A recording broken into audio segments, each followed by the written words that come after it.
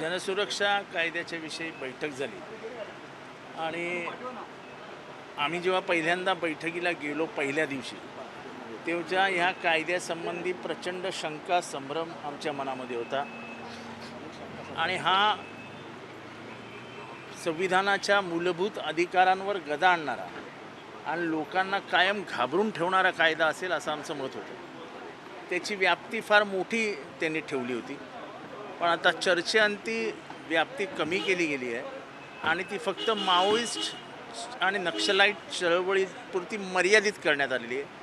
त्यामुळे महाराष्ट्रामध्ये जो संभ्रम आणि भीती निर्माण झाली होती सर्वसामान्यामध्ये की कोणालाही उचलून आतमध्ये टाकतील, जी पहिल्या त्यांच्या जे प्रिॲम्बल होतं, जे प्रास्ताविकेचा भाग होता, त्याच्यामध्ये तसं दिसतच होतं की कोणालाही उचलून जेलमध्ये टाका.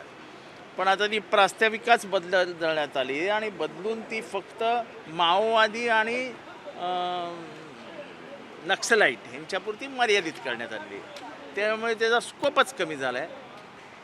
म्हणजे जागृत महाराष्ट्रातल्या 12,500 लोकांनी ह्याच्यावरती ऑब्जेक्शन नोंदवलं होतं, कारण का पहिल्यांदाचं प्रिएम्बलच घातक होतं. आता हे प्रिएम्बल बदललं आहे. आम्हाला वाटतं की आम्ही आमच्या उपस्थितीमुळे आणि सगळ्यांच्या सहकार्यामुळे ते प्रिएम्बल बदलून घेतलेलं आहे आणि ते फक्त आता विधेयक होते त्याला तुम्ही ओके नाही, पहिलं आता ते फायनल होऊ द्या ना.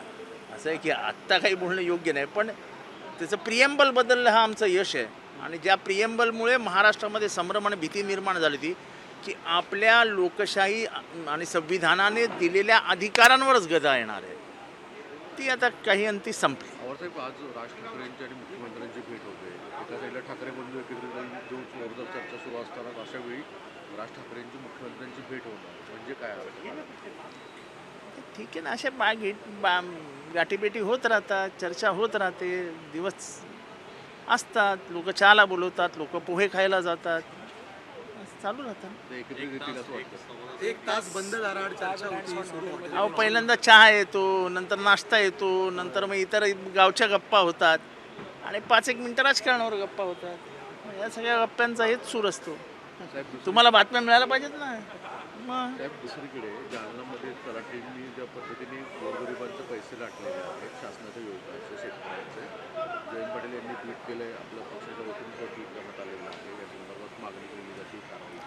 नाही, कारवाई झालीच पाहिजे. नाही, हे काय बापाचा पैसा आहे का त्यांच्या? गोरगरीब शेतकऱ्यांचा पैसा लुटून खायचा आणि त्यांना म्हणजे शासनाचा अभय असल्यासारखं त्यांनी वागायचं, हे बरोबर नाही. म्हणजे त्या समितीच्या जी समिती त्या जालन्यामध्येच झालं ना ते सगळं लफडं. त्या समितीच्या पीएकडे 2 कोटी धुळ्याला झालं, 2 कोटी.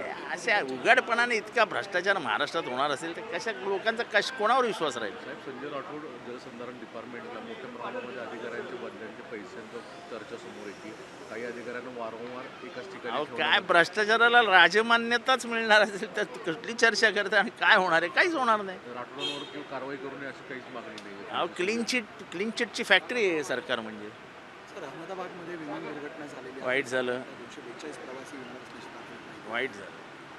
अशी दुर्घटना काय उत्साहाने ते बसले असतील विमानात, त्यांना त्यांचे घरचे सोडायला आले असतील, जिथे उतरणार असतील तिथेही लोकांनी स्वागताची तयारी केली असेल आणि मध्येच काळाने त्यांच्यावर झडप घालावी, याच्यासारखी वाईट गोष्टच नाही.